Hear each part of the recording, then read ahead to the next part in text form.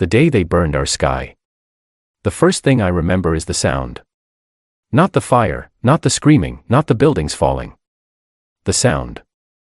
A low, deep hum that started somewhere above the clouds and pushed down through the air like a hand pressing on your chest. I was 12 years old, crouched inside a concrete shelter beneath our house in Lagos, and I thought the sky itself was groaning.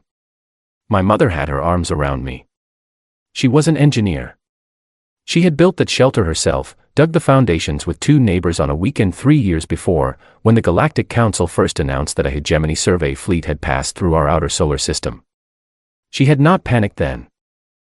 She had not panicked now. She simply held me, and she counted the intervals between each impact, and when I looked up at her face, she was not crying. She was calculating. I did not understand that then. I understand it completely now. My name is Yara Osei. I am commander of the Earth Expeditionary Vessel Clarity, and I am 42 years old, and I have spent 30 years thinking about that sound. The Vorkai hegemony announced their orbital strike on the morning of a Tuesday. There was no warning delivered to the Galactic Council. There was no ultimatum sent to Earth's government. There was a broadcast, short and without emotion, transmitted simultaneously to every council member world, stating that the Vorkai hegemony was exercising what they called resource sovereign rights over the third planet of the Sol system. They cited a council provision, Article 12, subsection F, which allowed a registered hegemony to claim uninhabited resource territories. The key word, as every alien lawyer and delegate knew, was uninhabited. Earth was not uninhabited. 8 billion people lived on Earth. The council did not dispute the classification. They simply noted it, filed it, and scheduled a debate for the following quarter. The strikes hit 3 cities in the first wave: Lagos, Mumbai, and Chengdu. Not military installations. Not government buildings. Residential zones, near confirmed deposits of a rare element called Varith-6, which the Vorkai used to power their faster-than-light drives. The strikes were precise. They cleared the surface above those deposits without touching the deposits themselves. In military terms, it was elegant work. In human terms, it was something else entirely. Something I will not call elegant and will not call acceptable and will not describe with soft language.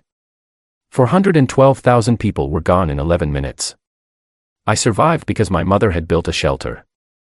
I survived because she had calculated, 3 years before the strike, that something like this was possible. She had not told me why she built it. She had not wanted to frighten me. But she had built it, quietly, on a weekend, and that shelter is the reason I am alive today and not a name on a memorial wall. When the humming stopped, we came up from the shelter, and the sky was orange. Not sunset orange. Something deeper and slower, like the air itself had been heated from above and had not yet decided to cool. There was dust everywhere. Fine, pale dust that settled on my arms and on my mother's hair and tasted like chalk and something metallic I could not name. The street was intact. Our house was intact. 2 blocks north, there was nothing. Just a flat, gray space where a neighborhood had been. My mother stood at the edge of that space and looked at it for a long time. She did not cry then either. She took my hand, and she said one sentence. She said, in a very quiet voice, "You are going to be an engineer, Yara, or a soldier, or both, and either way, you are going to remember this exact moment for the rest of your life." I chose soldier. I also became an engineer. She was right on both counts. Earth's ambassador to the Galactic Council at that time was a retired botanist named Dr. Remy Adeyemi. He was 71 years old and had spent 40 years studying soil microbiomes on 4 continents before being appointed to the diplomatic post because, as the appointment committee noted, he had never in his career raised his voice in anger at anyone, which they considered a diplomatic virtue. What they did not know, and what I have since come to understand, was that a man who has never raised his voice is not a man without anger. He is a man who has found a better place to put it. Dr. Adeyemi stood in the Galactic Council chamber 3 days after the strikes. The chamber was enormous, a ring-shaped structure orbiting a neutral moon between 2 council member systems. Every seat was filled. He was the smallest figure in the room. He was the only human in the room. He stood at the floor podium, and the translation system hummed to life above his head, and every alien delegate leaned slightly forward in the way that species lean forward when they expect either a plea or a performance. He gave them neither. He said, in an even and perfectly level voice, "We note the vote." Then he returned to his seat. The chamber was silent for perhaps 4 seconds. Several delegates exchanged looks. The Vorkai representative, a large and armored being named Velhast, tilted his head in the posture his species used when they found something mildly amusing. He would not find things mildly amusing for much longer in his career, but he did not know that yet. What no one in that chamber understood, and what I am only now able to speak about openly, was that those 3 words, "We note the vote," were not an expression of resignation. They were the start of a timer. And Dr. Adeyemi, who had studied living systems his entire life, understood something about timers that most diplomats do not. The most dangerous kind is the one that makes no noise. Earth went quiet after that. Officially. On paper. In the council records and in the Vorkai occupation logs and in every diplomatic channel, Earth was cooperative, subdued, and grateful for the generous terms of resource extraction being offered. Humans showed up to work in the Vorkai administrative offices and maintenance facilities with clean uniforms and punctual arrival times. They answered every question accurately. They filed every report correctly. Underground, and I mean that in both the literal and practical sense, every engineer, physicist, materials scientist, and military strategist humanity had ever produced began the longest and most focused project in the history of our species. My mother was one of them. She did not tell me for 6 years. When she finally did, she did not explain everything. She explained only what I needed to know to do my part. That was the design of the whole thing. No one knew the complete picture. 5 people in a bunker beneath the city of Johannesburg knew the complete picture, and they had agreed among themselves that if any of them were ever taken and questioned, the others would simply continue without them. Velhast, the Vorkai representative, flew back to his home system on a council transport and had a fine dinner and probably never thought about Dr. Adeyemi again. 30 years later, he would remember that chamber, and that sentence, and that small quiet man at the podium, and understand exactly what he had failed to see. But that comes later. What matters now is this: they thought silence meant defeat. They had never encountered a species that uses silence as a tool. They had never sat across a table from something patient enough to wait 30 years for the right moment. They had never looked into a human face and understood that behind the cooperating and the nodding and the punctual reports, there was a calculation running. Constant, cold, and completely without mercy.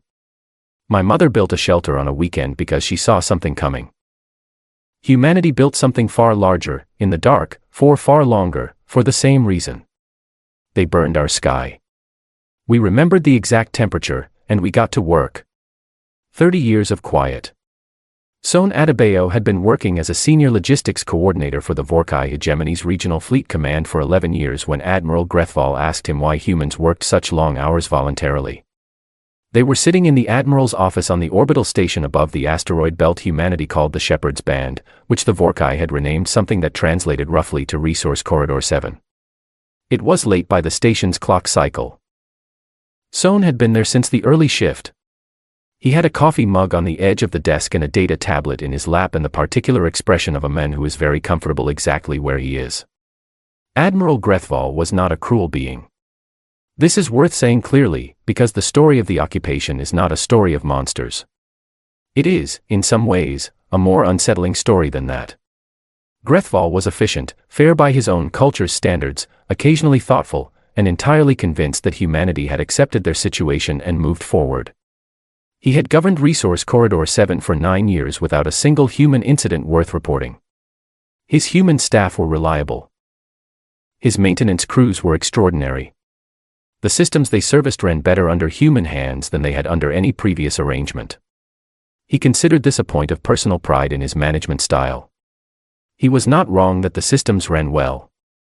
He was entirely wrong about the reason. Son looked up from his tablet when the Admiral asked his question. He smiled. It was the kind of smile that is warm and genuine and reveals nothing. He said, "We just love to be useful, sir."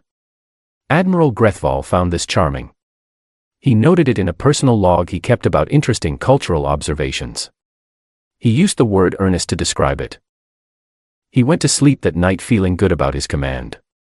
Son Adebayo finished his shift, walked to his quarters, locked the door, and began encoding the week's intelligence package for transmission through a signal buried inside the standard maintenance diagnostic feed that went out every 3 days. It contained the complete updated schematics of the Vorkai Fleet Command's FTL drive calibration systems, the patrol rotation for the next 60 days, and the access codes for the station's secondary communication array, which Humanity's signals team had been reading for 14 months. He was not angry when he did this. That is the thing I want you to understand about the people who carried this plan through 30 years. They were not burning with rage every day. Rage is exhausting. Rage makes you sloppy. What they carried instead was something quieter and more durable. Purpose. The kind that does not need to announce itself. The kind that gets up every morning and does the work. I was not Son. I was not in the intelligence stream. I was in the engineering program, which had a different role and a different kind of patience required.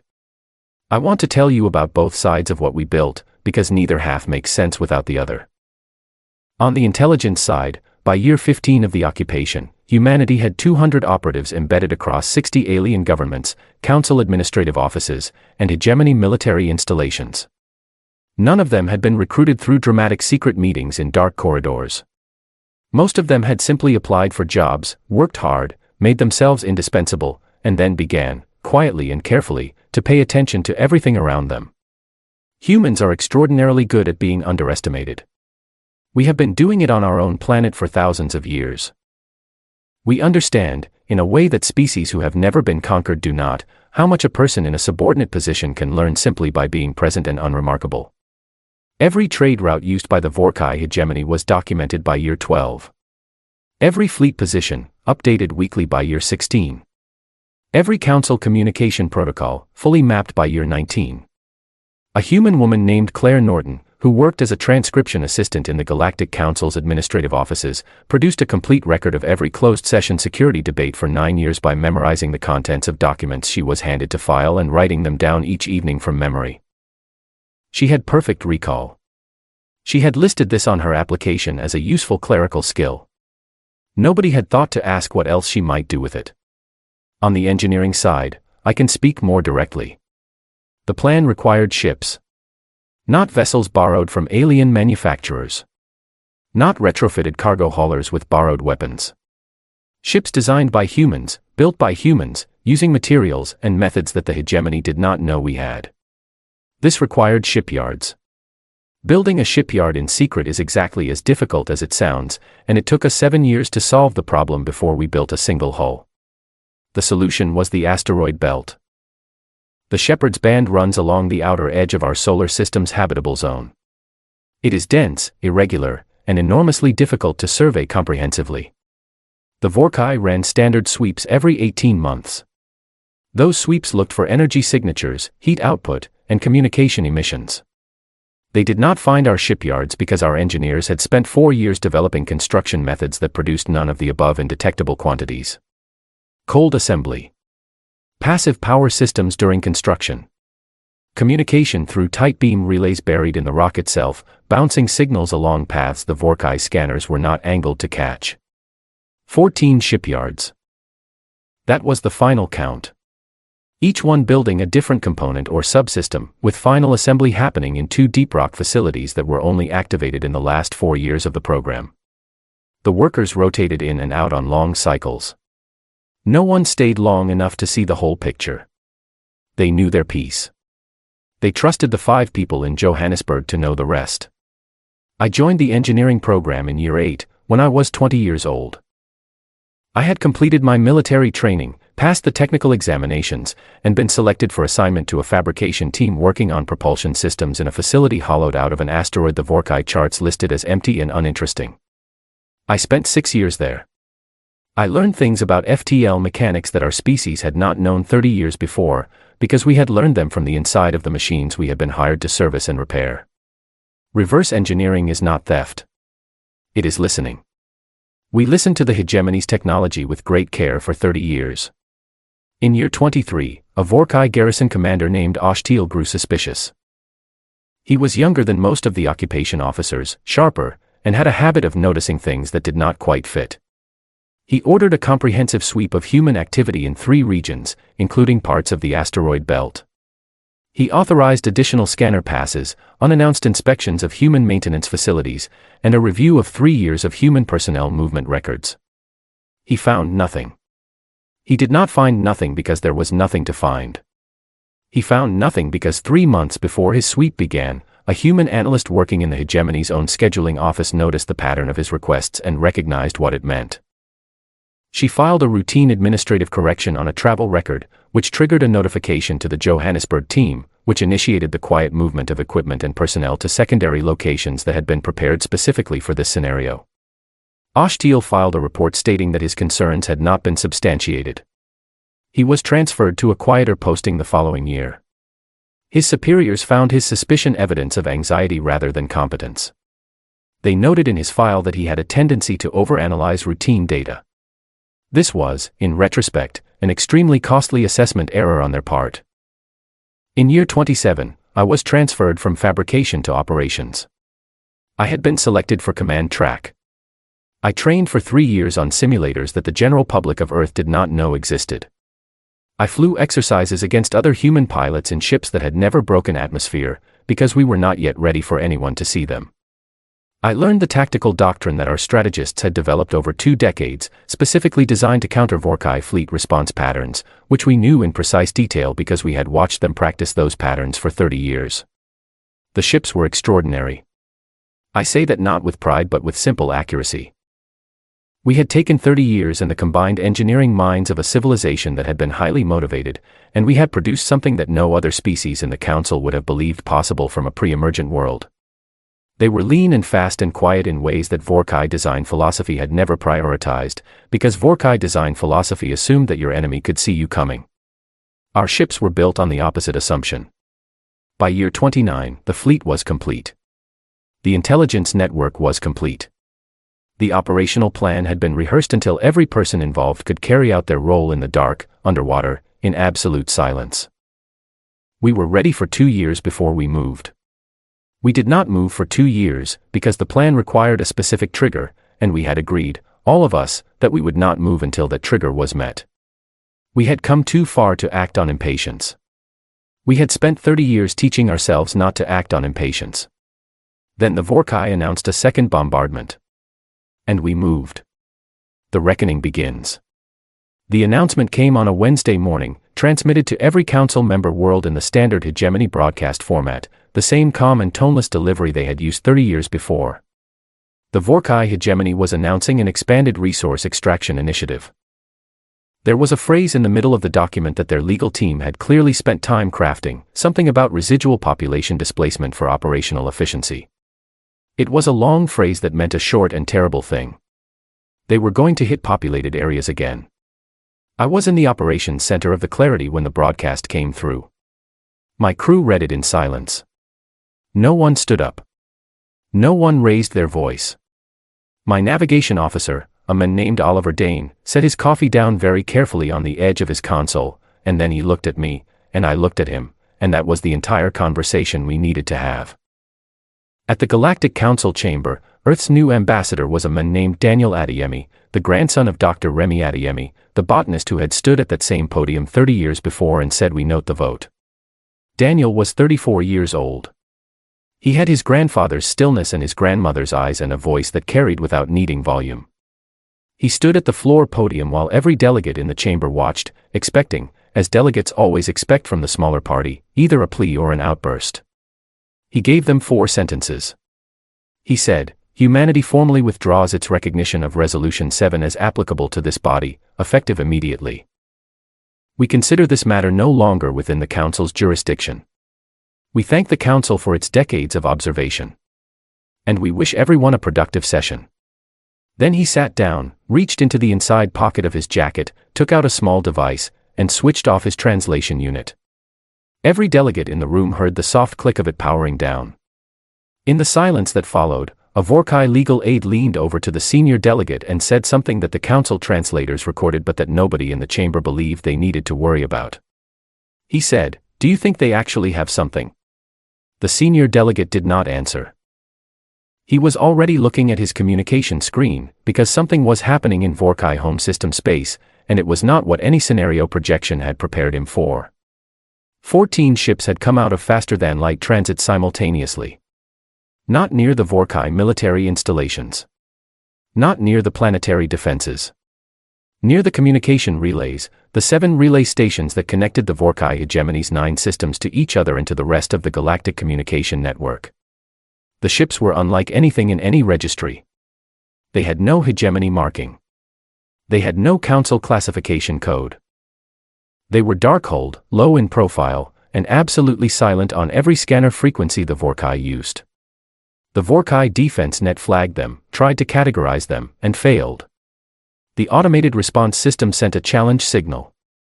It received no answer. The system escalated to the Garrison Fleet Command, which scrambled a response wing, which flew toward the intruder coordinates at standard intercept speed. By the time the response wing arrived, the 14 ships had done what they came to do. They had not fired a single weapon. Not one. Instead, they had broadcast. Every Vorkai communication frequency, every council relay, every open channel in the quadrant received the same transmission simultaneously. It ran for 6 hours without pause. It contained the complete documented record of everything the Vorkai hegemony had done on Earth over 30 years. Not summaries. Not accusations. Documentation. Coordinates of every strike. Timestamps precise to the second. Names. 412,000 names from the first wave, catalogued by age and neighborhood and the last recorded location of each person before the strike reached them. The names of every person displaced from their home in the occupation years. The records of every resource extraction authorization, cross-referenced with the zones where humans had been living before the authorization was filed. 6 hours of truth, transmitted to everyone who had ever claimed they did not know. The Vorkai response wing reached the 14 ships and found them waiting calmly, in formation, with their hulls dark and their weapons cold. The wing commander transmitted a demand for identification. She received a response in perfect Vorkai standard, delivered without accent, because our communications team had spent 8 years learning Vorkai standard the way they learned everything else, carefully, completely, and without telling anyone who did not need to know. The response said, "We are the Earth Expeditionary Fleet. We will depart this system when the transmission completes. If you fire on us before it completes, we will not depart." The wing commander did not fire. She was a professional, and she understood when the geometry of a situation was not in her favor. She held her position, and she watched, and she waited, and for 6 hours, every being in 9 Vorkai systems heard the names of the people who had been in Lagos and Mumbai and Chengdu on a Tuesday morning 30 years before. While the 14 ships held the Vorkai Defense Force's attention, the rest of the operation was already running. I was not with the 14 ships. I want to be clear about what my role was, because the 14 ships were the visible part, and the visible part is never the whole story. I commanded a strike team of 9 vessels operating on the opposite side of Vorkai space. Our targets were not the communication relays. Our targets were the military shipyards, specifically the construction and dry dock facilities where the Vorkai built and maintained their fleet. There were 11 of them across 6 systems. Our team had been assigned 4. I want to tell you that what we did felt dramatic and fierce and full of fire. It did not feel that way. It felt like a technical exercise that we had run many times in simulation and were now running for the first time in reality. We moved on precise timing. We used the Vorkai FTL signature profiles, which we had studied and copied, to disguise our approach as routine hegemony fleet traffic. We arrived at each target facility inside their own identification window.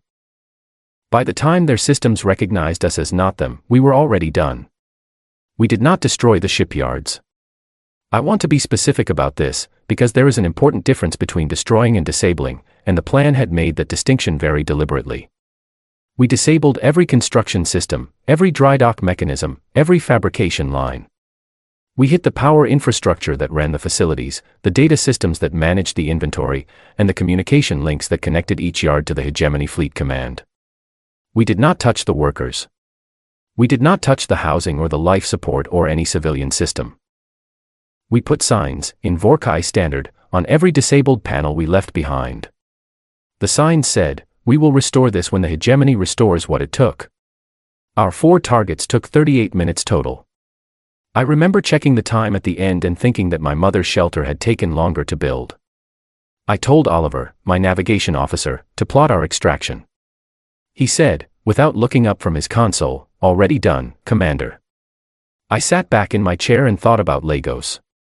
In the council chamber, the feed from Vorkai space was playing on the secondary screens, because someone on the council communications staff had routed it there before being told not to.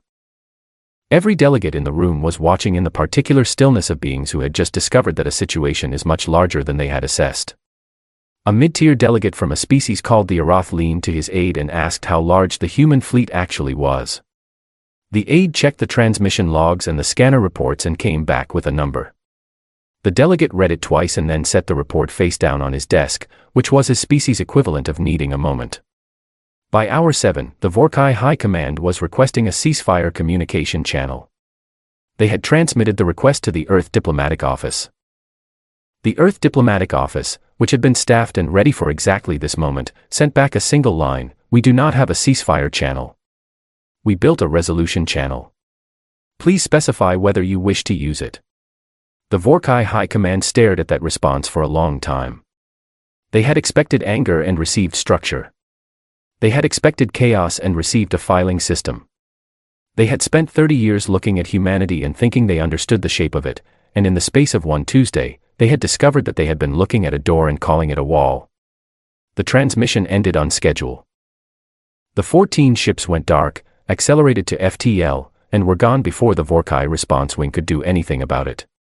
They left no debris, no trace, no record of entry that the hegemony could use for any counterfiling with the Council. They left only silence, and in the silence, 6 hours of names. Oliver Dane said, quietly, from the navigation console, "I think that went well, Commander." I said, "Log it and go get some sleep." He went. I stayed at my station for a while longer.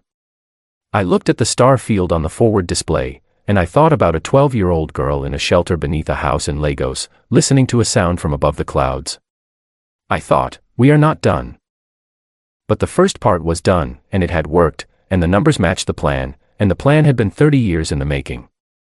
I allowed myself exactly 30 seconds of something that was not quite pride but was close to it. Then I pulled up the next phase briefing and got to work. The Council discovers fear. The emergency session of the Galactic Council was called within 4 hours of the Vorkai transmission ending. It was not called for humanity's benefit. It was called because 31 of the 47 Council member species had sent simultaneous requests for clarification, and the Council chair, a being named Velfran, needed somewhere to put the conversation before it spread to places that were harder to manage. I watched the opening of that session from the Clarity's communications suite, sitting in a chair that I had pulled close to the screen and had not moved from in 2 hours. Oliver was beside me. My communications officer, a young woman named Grace Fuller, was monitoring 7 feed streams simultaneously and making notes.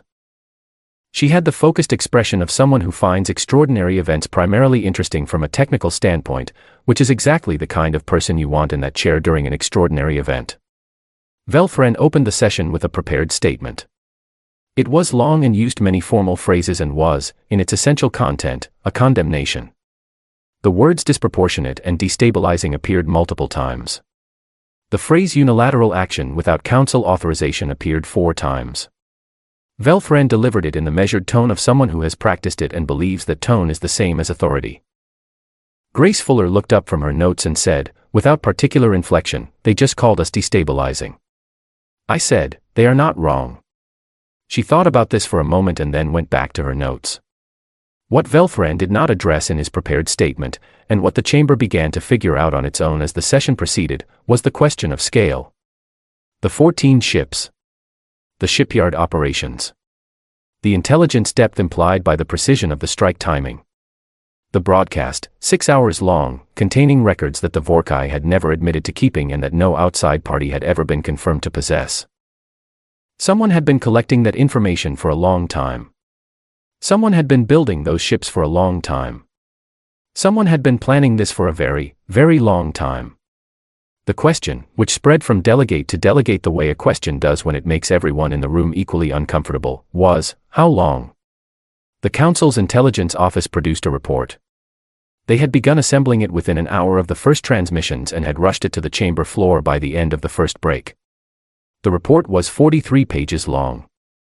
I have since read it. It is, from my perspective, somewhat flattering, though it also contains several errors and one spectacular misunderstanding of our propulsion architecture that I found mildly funny.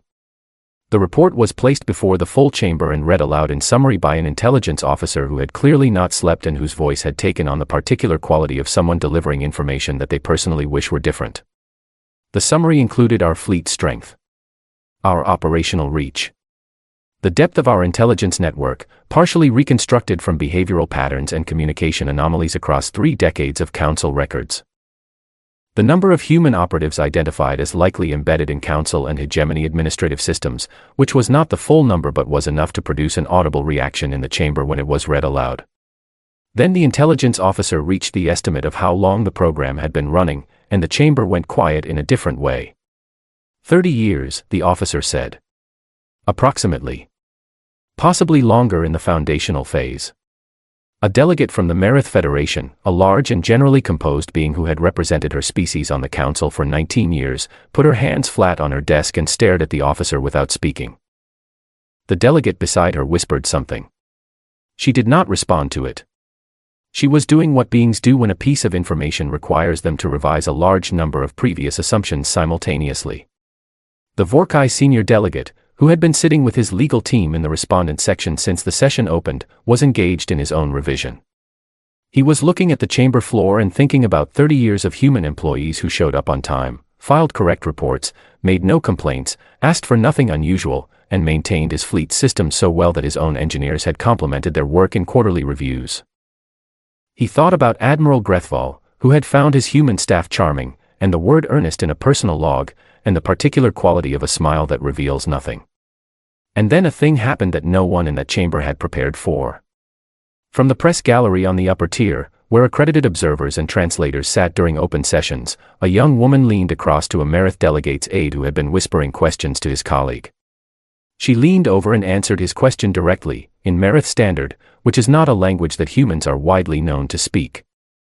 She answered it in his dialect, which is specific to a region of the Merith homeworld that no human had officially visited in 40 years. The aide froze. He looked at her. She looked at him. She nodded politely and sat back in her chair and returned to her notes. The aide turned to his delegate. He said, in a low voice, in a subdialect of Merith Standard that is essentially a private family language used within his specific regional government, "How many of our languages do they speak?"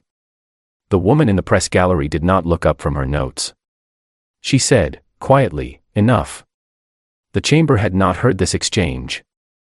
But word of it moved around the room in about 6 minutes, which is fast even for a council session. By the time Daniel Adeyemi was formally admitted to the floor to deliver humanities terms, every delegate in the room had heard the story, and the story had done something to the texture of the silence in that chamber that no prepared speech could have accomplished. Daniel Adeyemi was 34 years old and wore a plain suit and carried nothing with him to the podium. He stood in the same spot where his grandfather had stood 30 years before and said, "We note the vote." He did not say anything for 10 seconds. He looked around the chamber slowly, without theatrics, the way a person looks around a room when they are simply making sure they have everyone's attention. Then he said, "We have 3 requirements. The first is reparations from the Vorkai hegemony, to be paid to the human government in a form and over a timeline that we will specify separately. The details are not for this chamber. The principle is. The second is the formal revision of Resolution 7. The provision allowing resource classification of inhabited worlds must be removed. We will accept no partial amendment. The provision goes entirely. The third is a permanent human seat on the Council Security Chamber." He paused there. Because the Security Chamber is where the vote had happened. The vote that had watched 412,000 people disappear on a Tuesday morning and called it a resource dispute. The Security Chamber, and its members, and the faces behind the vote that had classified Earth's dead as a non-interference situation. He said, "We are not here to end this council. We are here to correct it. Those are different objectives, and we want to be certain that every delegate in this room understands the difference before you respond to our terms." He said, "Take whatever time you need." Then he returned to his seat and sat with his hands folded on the desk in front of him, looking at nothing in particular, with the patience of someone whose family had been practicing this particular kind of patience for 30 years. In the observer gallery, Grace Fuller had closed her notes and was watching the chamber feed on a small screen. I was on the Clarity, watching the same feed, counting seconds. The chamber was silent for 4 minutes and 11 seconds. I know because I counted. 4 minutes and 11 seconds of 47 species, each running their own internal calculation. Each weighing what they had seen against what they had assumed. Each remembering their own vote, or their own silence, or their own decision not to raise a formal objection when a planet had been struck from above on a Tuesday morning. The Arath delegate who had set the intelligence report face down on his desk, in his species equivalent of needing a moment, was the first to speak. He did not speak to the chamber. He spoke to his own aide, in a voice not quite low enough to be private, and he said, "We should have asked, 20 years ago, what they were building." No one disagreed with him. The council voted on humanity's terms 14 hours later. The vote was not unanimous. It rarely is, in councils, for anything. But it was sufficient, and the provisions passed, and Resolution 7 was formally struck from the galactic legal record at 4 in the morning by the council's synchronized clock, while most of the delegates were asleep and the chamber was empty, and the only people still watching the feed were the ones who had spent 30 years making sure this moment would arrive. Oliver Dane brought me a coffee at 4:15. He sat down beside me and looked at the screen. He said, "Well, that's done, then." I said, "The easy part." He thought about that for a while. Then he nodded. What silence sounds like. The reparation ceremony was not held in the council chamber. It was held on Earth, in Lagos, in the open square that had been built over the site of the neighborhood that no longer existed. The square was paved with a pale stone and had a long wall along one side where the names had been carved, all 412,000 of them, in letters small enough to read only if you stood close and looked with intention. It was not a monument designed to be photographed from a distance. It was designed to require presence. I was not at the ceremony. I was in the old residential district 2 kilometers north, standing on a street I had not walked since I was 12 years old. The buildings were different. They had been rebuilt 3 times in 30 years, and the most recent version was taller and lighter than the original and had gardens on the upper balconies. The street itself was the same width, the same curve, the same slight downhill grade toward the water. Some things in cities are stubborn that way. They stay even when everything above them changes. I stood there for a while. I was not there for any official reason. My command duties had been suspended for 2 weeks of personal leave, which was the military's way of saying, "You have been operating at high tension for a long time, and you should go somewhere quiet before you forget what quiet feels like." The street was quiet. It was morning. Someone was cooking something nearby, and the smell of it reached me before I could identify the source, and for a moment I was 12 years old again, coming up from the shelter, and the sky was orange, and my mother's hand was in mine. My mother was alive. She was 71 years old and lived in a small house in the hills east of the city and had retired from the engineering program 2 years before with a classification that would remain sealed for another decade. She had called me the morning after the council vote, and we had talked for an hour about nothing in particular, which is its own kind of thing. She asked me if I was eating properly. I told her I was. She did not believe me, but she let it go. I thought about her as I stood on that street. I thought about a woman who had built a shelter in the ground because she saw something coming, and then had spent 30 years helping build something that might make shelters unnecessary. I thought about the specific kind of person who does that. Who does not wait for permission, who does not wait for someone else to solve the problem, who looks at a situation and asks what can I build and gets to work. I was still standing there when my communication device signaled. It was a text message from Daniel Adeyemi. It said, "The Vorkai envoy has arrived. He would like to meet with operational command leadership when you're available." I wrote back, "Give me an hour." I stood on that street for 1 more hour. I watched the city move around me. Deliveries being made. Children going somewhere. A man repairing a section of pavement with the focused concentration of someone who finds the work completely sufficient. An ordinary morning in a city that had once had an orange sky and had decided, over 30 years, to become ordinary again. Then I went to meet the Vorkai envoy. His name was Kale. He was young, maybe 20 years old by Vorkai reckoning, which put him at roughly equivalent to a human of 18 or 19.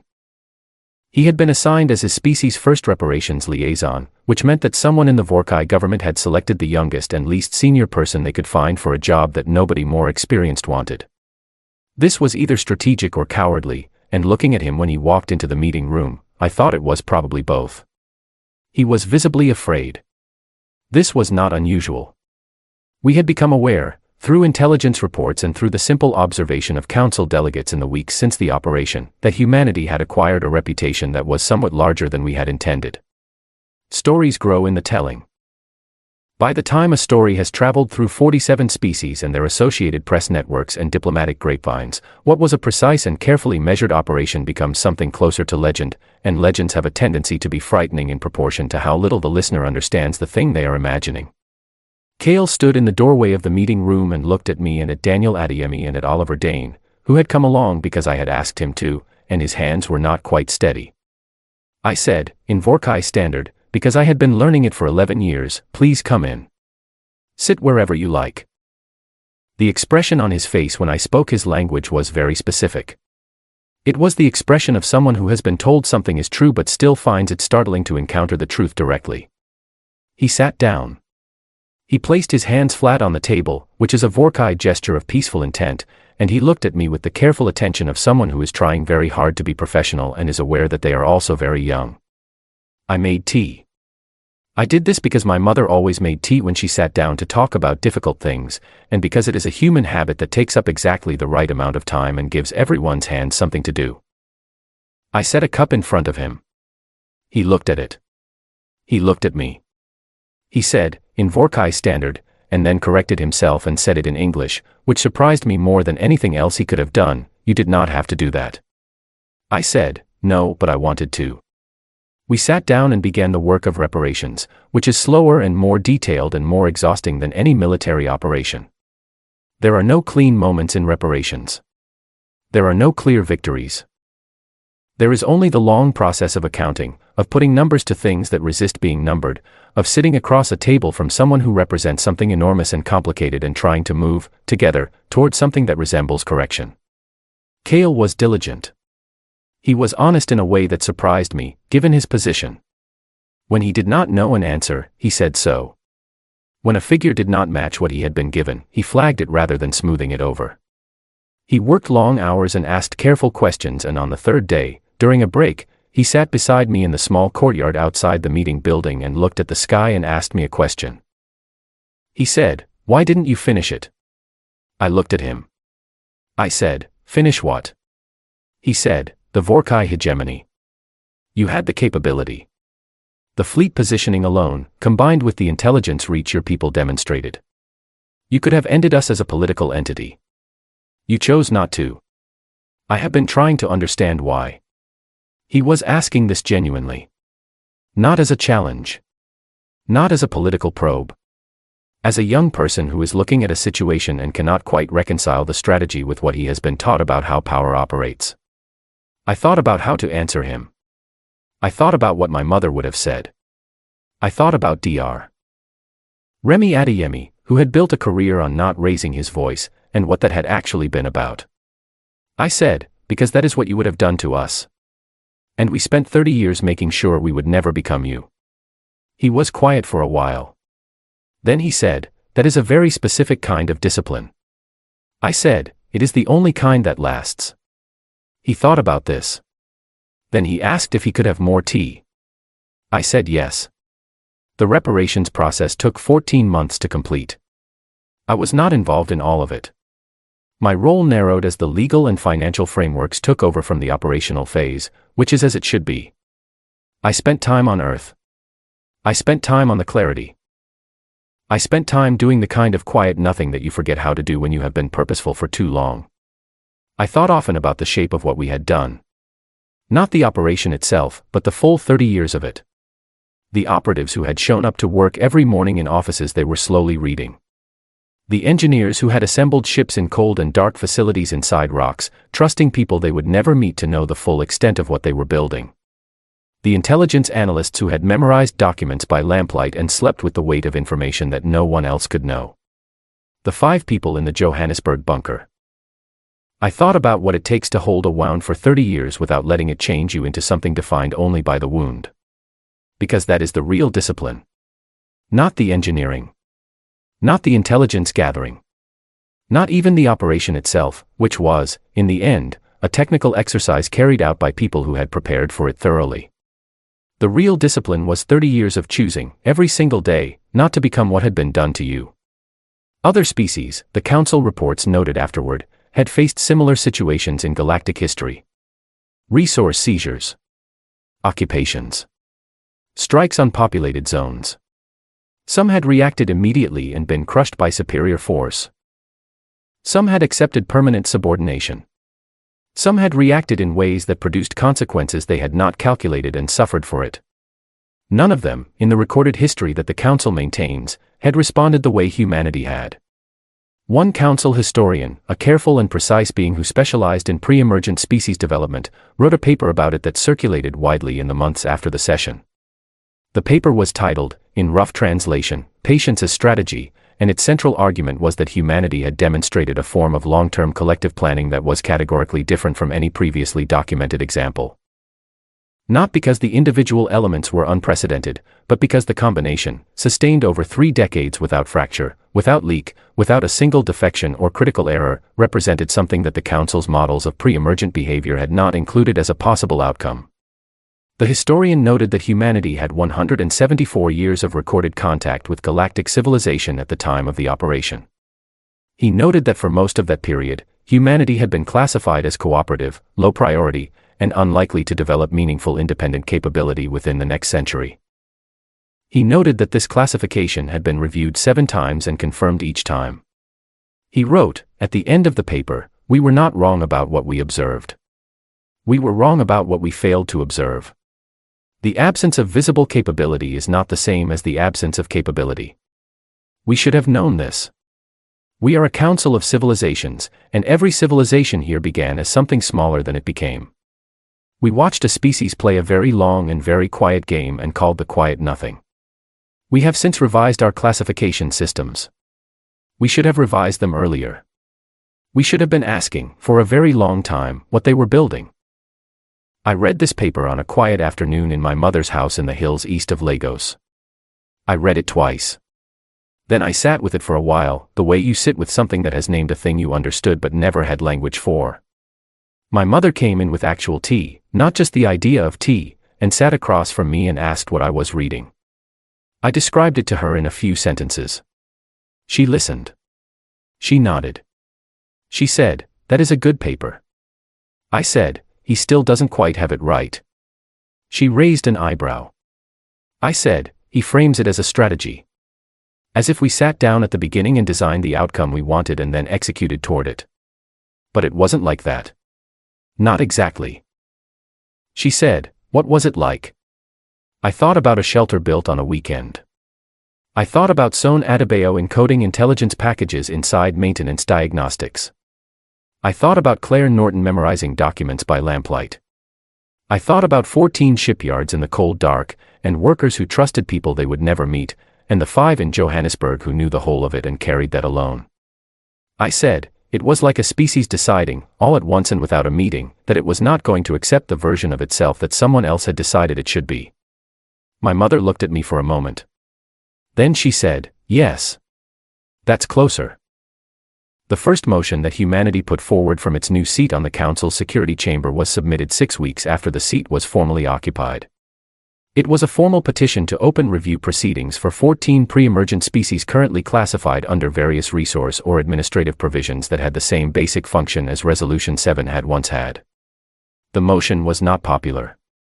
Several delegates opposed it on procedural grounds.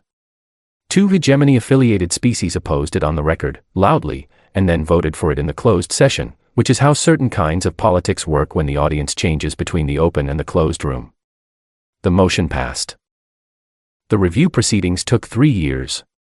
I was not involved in them directly, because by then I had returned to the clarity and to the work of what comes after, which is harder to name than the work of the operation but is no less important. We were, as Daniel Adeyemi had said, not ending the Council. We were correcting it. And correction is slower than destruction, and less dramatic, and requires a different kind of patience than the kind we had practiced for 30 years. It requires the patience of someone who has won and is not sure that winning is the end of anything. I thought about this often in those years. I thought about Cale, who had come to meet me afraid and had gone home still young but somewhat less afraid. I thought about Admiral Grethval, who had found his human staff charming and had written Ernest in a personal log. I thought about Velhast, the Vorkai representative who had tilted his head in amusement when Dr. Remy Adeyemi said we note the vote. I wondered if any of them had understood, in the end, what they had missed. Not the ships, not the intelligence network, not the technical capability. Those were visible, once you knew to look. What I wondered if they had understood was the thing underneath all of it. The thing that made the ships possible and the patience possible and the 30 years possible. A civilization that has been through fire and has chosen, deliberately and every single day, to come out the other side as something that builds rather than something that burns. That is not a strategy. It is a decision. And it is the hardest decision any group of people can make, because it requires them to look at what was done to them and decide that they will not let it define the boundaries of what they are willing to do. I was on the Clarity when the 14th Species Review was finalized and their classification corrected. I was at my station. Oliver Dane was at his. Grace Fuller was monitoring feeds. We were, in most respects, exactly where we had been on the day of the operation, except that the operation was done and the work that came after was ongoing. Oliver said, "We got the 14th. I said, "I saw." He said,